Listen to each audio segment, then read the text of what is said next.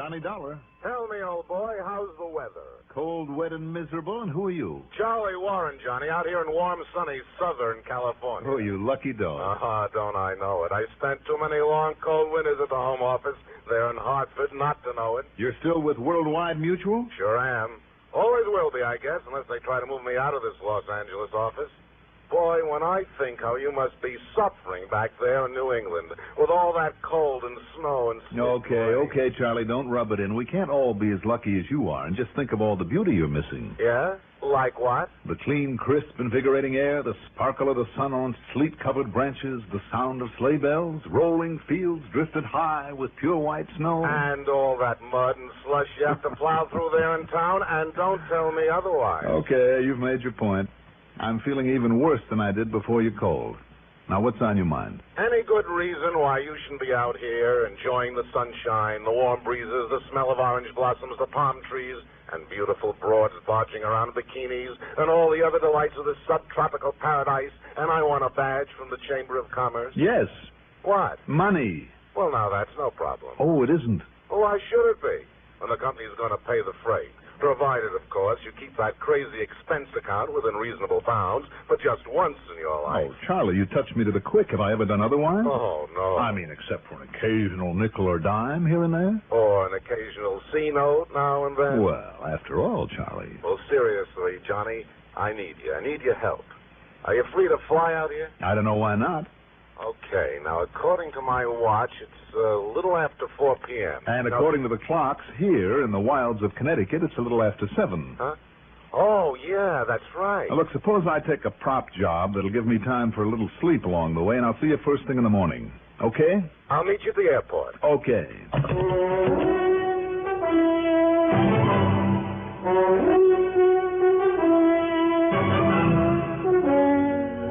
The CBS Radio Network brings you Mandel Kramer and the exciting adventures of the man with the action-packed expense account. America's fabulous freelance insurance investigator, Yours truly, Johnny Dollar.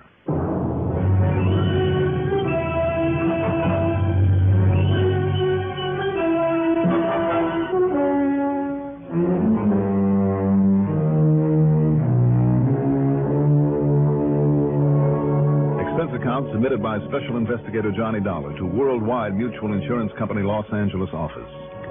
Following is an account of expenses incurred during my investigation of the Cinder Elmer matter.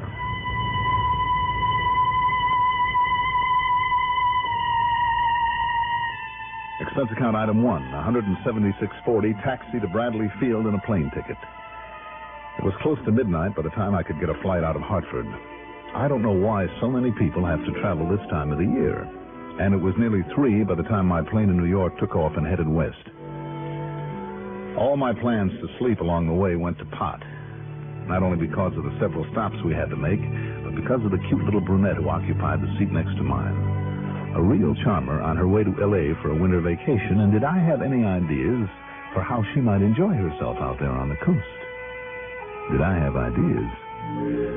But after we landed, then she introduced me to the blonde giant who met her there at the airport and took her in tow. Well, who am I to argue with a man who plays right tackle for the L.A. Rams football team? Anyhow, I was sadly lacking in sleep when Charlie Warren finally found me at the luggage stand, picked up my bags, and led me out to a car parked at the curb. Oh, here you are, Johnny. I'll just toss these bags in the back. Hey. Here, Johnny, here's the keys. To a nice, quiet room with a soft bed in it. Are you kidding? To this car. Oh, Charlie, why don't you drive? Well, this is one of those rental jobs. Sure, my car's over there in the lot. Oh, and I had him throw in a set of chains. Well, you mean skid chains? Yeah, up where you're going to need them. In sunny Southern California? Excuse me. Let me get my glove compartment. Be my guest. You mind telling me just where I'm going and why? Now, here's where we are, see? L.A. International Airport, see it? I'd rather see a comfortable bed, Charlie. Now, you go north on Sepulveda Boulevard to Manchester. East to Harbor Freeway, turn north, then east on the San Bernardino Freeway. I do, Yeah. San Bernardino's maybe 65 miles or so. Then you turn north here up into the mountains, see? And there's Crestline. There you are. At least that's where you can get directions to Hillcrest Lodge. I can. Oh, boy, I wish I could go along with you. That's the most beautiful country up there this time of year. It really is. 75 or 80 degrees of hot smog down here. And up there at 5,000 feet altitude, it's all covered with snow. Beautiful. Oh, Charlie, you're a dirty dog. What? Over the phone, you give me the Chamber of Commerce pitch to get me away from an eastern winter, and when I get out here... Yeah, but this is different, Johnny. You'll love it. Skiing, tobogganing, magnificent view of all the peaks up there on the rim of the World Drive. It's right near Lake Arrowhead, you know. No, I didn't know, and what's more, I don't care. Unless I can get a little sleep, Charlie, I can... Sleep? Johnny, up there in that clean, clear, crisp, cold air on that high altitude, you'll sleep like you've never slept before. You mean like sometime tonight? Sure. If I'm lucky. What do you mean by that? Well, you still haven't told me what kind of a case I'm supposed to be working on. Oh, yeah, that's right. Yeah, that's right. Disappearance, Johnny. Name is Bartley Harmon. Bartley Harmon? Uh-huh. He and his wife, Nora. Real good-looking doll, by the way. Mm-hmm. And his business partner, a man by the name of Elmer. Yeah. Well, like they always do this time of year, they all went up to Crestline, Hillcrest Lodge for a few days. So? Nora phoned me just before I put in that call to you. Seems the poor little shrimp took off. Poor little shrimp? Yeah, her old man, Bartley. Oh. Both he and his partner, Elmer Wrightson, stand about 5'3", about 115 pounds, wringing wet. Look almost like twins. I see. Go on. Well, not that Nora. Bartley's wife. She's a good 5'11", but Johnny boy, I mean good. She's built like an Olympic champion, blonde, beautiful, and wow. I'll take your word for it.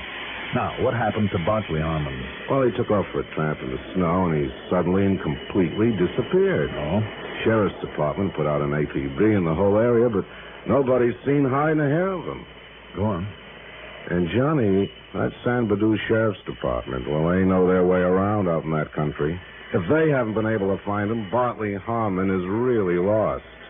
And with the way it gets cold up in those mountains, well... Anyhow, Sheriff's boys are expecting you. They'll cooperate. Just what is your stake in him, Charlie? Got him insured for $200,000. Accidental death, double indemnity. If he's fallen off a rock and busted his neck or into a chasm or something. Now, Charlie... And on top of everything else, heart isn't too awfully good either. Of course, if somebody...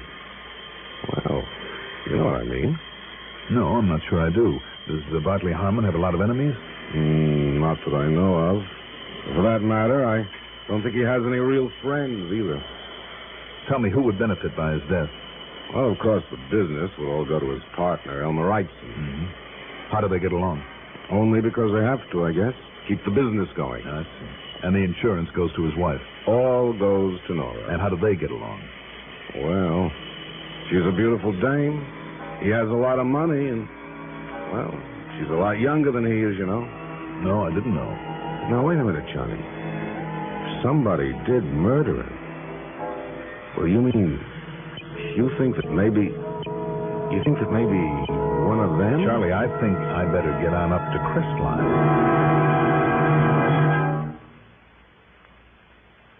Here's a friendly and important reminder from your postmaster. This is the time of year when the post office handles its biggest volume of mail. The extra load often takes extra time. So if you want your cards and packages to arrive at their destination before Christmas, mail early and often. Make sure addresses are clear and correct. Use postal zone numbers and send your cards by first-class mail. For a merrier Christmas, shop early, mail early.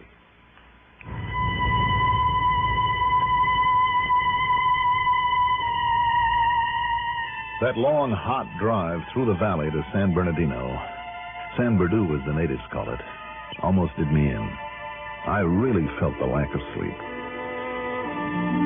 But then as I swung up into the mountains, and at the 4,000-foot level had to put on snow chains and turn up the windows, well, it really is beautiful country up there. And not only because of the white, clean snow, but the mountains, the magnificent big pines anchored to the sides of them, and the colorful, picturesque little cottages. At Hillcrest Lodge, I found that a young fellow from the sheriff's office, Roy Turner, was waiting for me. After helping me up to my room with my bags, he got right to the point. I can't say that I like this situation, Mr. Dollar. Not a bit. Why, Turner? Call me Roy. All right, call me Johnny. Well, Johnny, simply because of the people involved. Man falls in love with partner's wife and does away with said partner? Not a chance. At least there's no chance you'd give him any kind of a break. I'd bet on it. Why? Because Wrightson is the same kind of homely, pedantic, facts and figures little shrimp as her husband Bartley is. And there's no question but that she's had enough of him. Enough to want to get rid of him, Roy? Well, Harmon's worth a lot of money, I understand. A lot of insurance, too. Yeah, that's true. And she's a much younger, good-looking, athletic... Well, where do you see her? I'd like to. You will. And don't think for a minute she doesn't make the most of it, of what she has. Johnny, for the few days they spend up here every year, she brings along enough expensive clothes to sink a battleship. In addition to snow and ski and skating outfits, I mean. She has a whole trunk full of shoes alone. Anyhow, we're making sure that she sticks around. Wrightson, too, for that matter. Roy, if they're all on such lousy terms, why do they come up here together? Only because she likes it so much. So Bartley tags along to keep an eye on her. And Mr. Wrightson? To keep an eye on him, I guess. I take it you've combed the hills around here pretty well. As thoroughly as we know how. Mm-hmm. What about all those little cabins that I've seen around? Been through them all. Apparently, Harmon headed over toward Old Ironside. That's just north of here. Has a sharp face on it where the snow doesn't stick. And beyond it, well, in order to save time, we have a helicopter out there looking over that big valley. Roy? Yes, Johnny? You know, over the years, I've investigated an awful lot of disappearances. Yeah?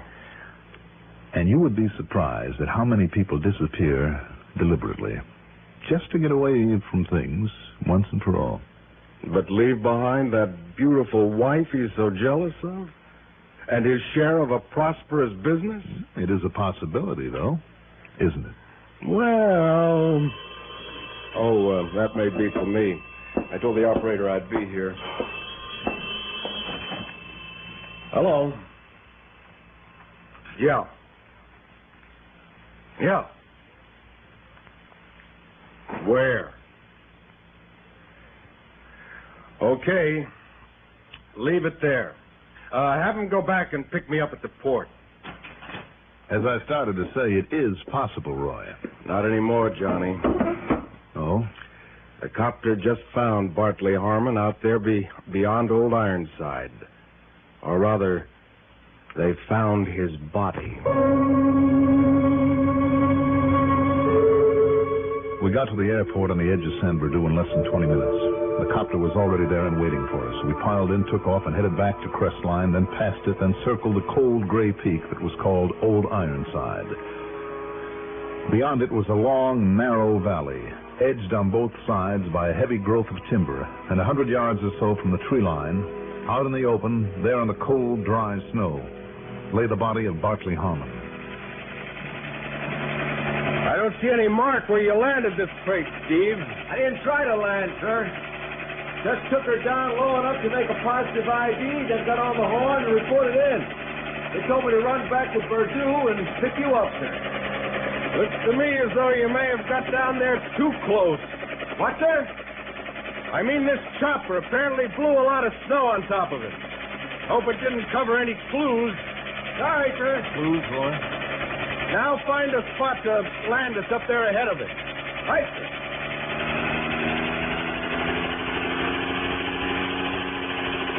I can't help wondering what Harmon was doing way out here and alone. Oh, he and Wrightson believes that old legend about a cave full of gold out in this valley. Often came to look for it. You know, while his wife was busy skiing or skating or tobogganing. With his bad heart, Roy? Well, actually, it's only a mile or so from the lodge, so I guess he figured it wouldn't be too much for him. Looks like he figured wrong, though, doesn't it? Yeah.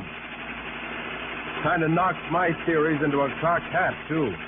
You've given up the idea of murder. Yep. Set us down here anywhere, Steve. Right, sir. And we shall see what we shall see.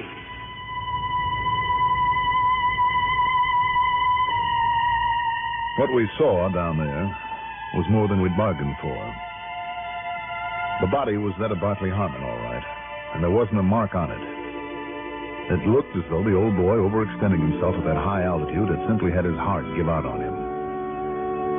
Until we found two things. One, another set of footprints leading to the spot, much smaller prints that could have been made by a woman's snow boots. And second, beside them there in the snow, a cigarette butt with lipstick on it.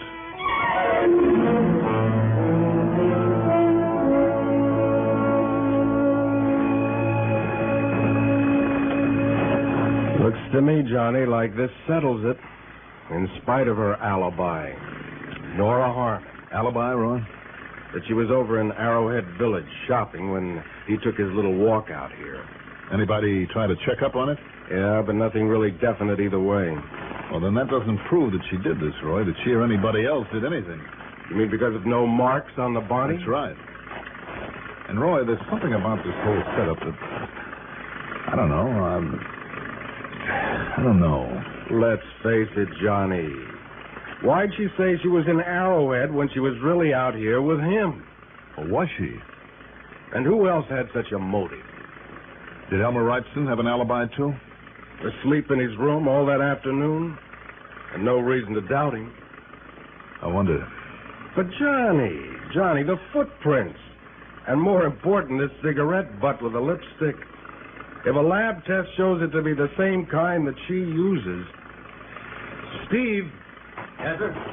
When you and Mr. Dollar haul the body into San Bernardino for the autopsy, have Doc Hanley analyze the lipstick on this cigarette, too. Have him do that first. While we take the body in? I want to follow those two sets of footprints back to the lodge. I'll meet you there, okay? What's the matter, Johnny? Oh, nothing, Roy. It's just that... Well, if we've overlooked something out here... Yeah? Like what? No, forget it. Come on, Steve. Let's get the body aboard. Yes, sir.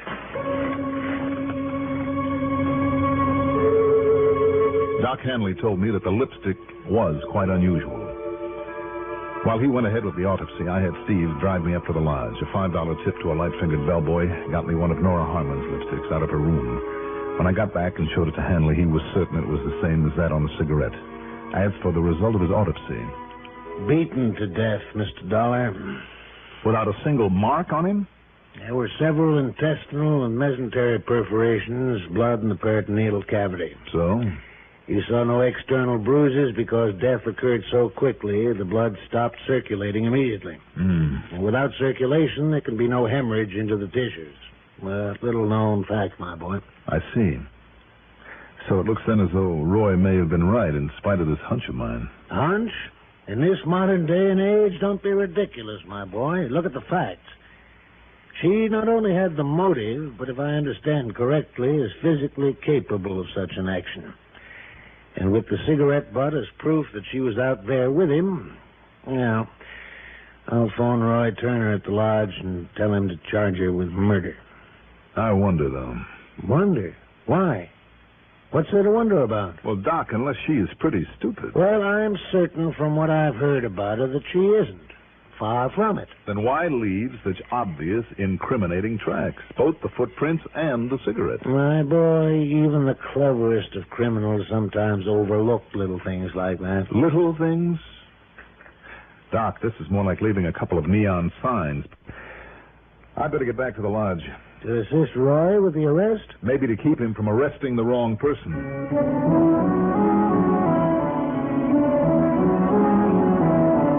As I walked into my room at the lodge, Roy was just hanging up the phone. Okay. Okay, Doc. Yeah, that's good enough for me. I'll bring her in right away. Roy, before you do that... Yeah, I know, Johnny. The doc told me what you said to him, and I agree with you. It was pretty foolish for her to leave such obvious signposts. Not at all like her. Okay, then. But following up those sets of tracks out there really clinched it. How do you mean? Oh, he went for his little walk in the snow alone, all right, but she followed him. And every time he stopped to rest, she also stopped, but a couple of 100 yards behind him and well hidden by the trees. And more important, Johnny, Yeah? every time she stopped, she lit up and smoked one of those cigarettes. And they are the same brand she uses. I've checked on it. Then, when he took off again, she dropped the butt in the snow and followed him again. Until finally, when she had him far enough away to be safe, bango. Now, wait a minute. One other little thing, too, Johnny. Roy. While you were down there in San Bernardino, I compared those footprints with a pair of Nora's shoes. Same type and size. Wait a minute, will you? Well? Roy, it has finally got through this thick skull of mine. The butt, the cigarette butt we found by the body, before you picked it up. Yeah, what about it, Johnny? Listen, did you find some more out there? Several, just further proof. Did you leave any of them laying around out there? Well, sure. One or two are all I need for evidence. All right, come on. We're going out there and look at them. What? Yes. Unless you can visualize exactly what that first one looked like lying there beside the body. Well, I don't know. Because I can. And, Roy, before you do anything foolish like arresting Nora Harmon, you better have a look at some of those others. Now, come on.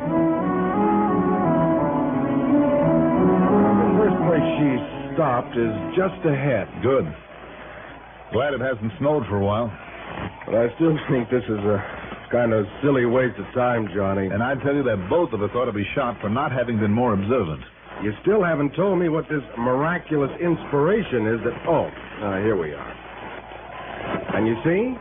That butt lying there with that same lipstick on it. Here, I'll take it along. No, don't touch it. Huh? Just take a good look at it, Roy. Don't you see? It wasn't crushed out. It was simply dropped there on top of the snow. Well, sure, so what? Then what put it out? Well, the snow. What else? Did it? What do you mean?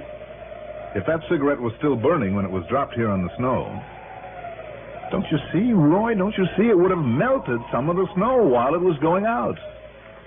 Wait a minute, Johnny. You're right. Of course I am. All those butts you found were smoked and put out somewhere else.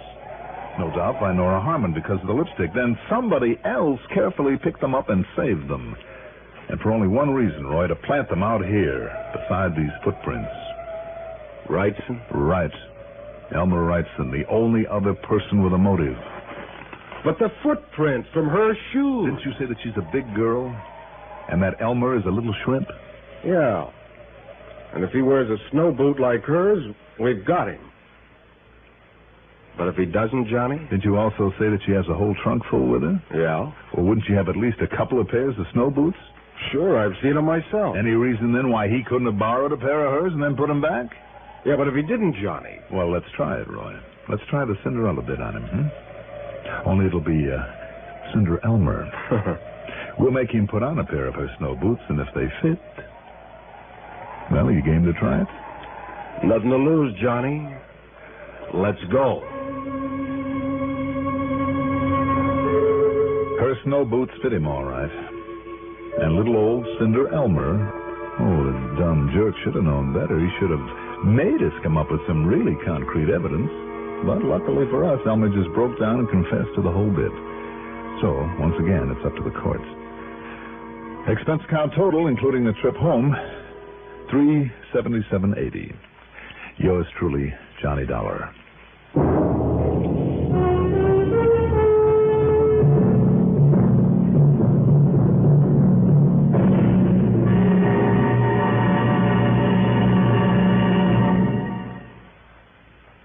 Now, here's our star to tell you about next week's story. Next week, one of the cleverest cover-ups for a firebug I've ever seen. And believe me, I've seen plenty. Join us, won't you? Yours truly, Johnny Dollar.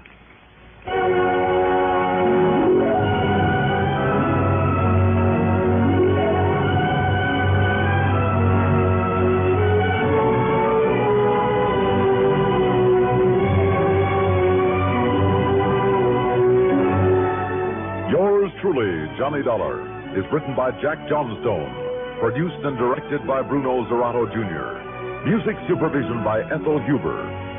Johnny Dollar is played by Mandel Kramer. Also featured in our cast were Cliff Carpenter as Sheriff Roy Turner, Eugene Francis as Charles Warren, Bob Dryden as Dr. Henley, and Jim Stevens is the helicopter pilot. Be sure to join us next week, same time, same station, for another exciting story of yours truly, Johnny Dollar. This is Stuart Metz speaking. Enjoy the Gary Mohr Show weekdays on the CBS Radio Network. At Rule 59 on your Tri-Cities dial, this is WROW Music in Albany, New York. A newcomer in town can feel mighty lonesome.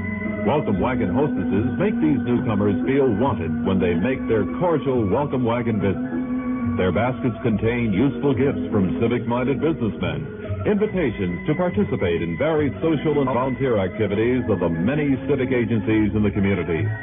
In addition, every Welcome Wagon call recipient in the greater Albany or Schenectady areas, as well as Delmar, Latham, or Scotia, is invited to attend the local Welcome Wagon Club. This is an organization of newcomers all anxious to make friends. Various Welcome Wagon clubs vary from 30 to 150 members who meet monthly. Their interests include bowling, golf, cards, handcraft, and dancing. You can help to make your new neighbor feel at home. Call State 59640 today and make your neighbor eligible for the many opportunities in a Welcome Wagon Club. Remember, State 59640.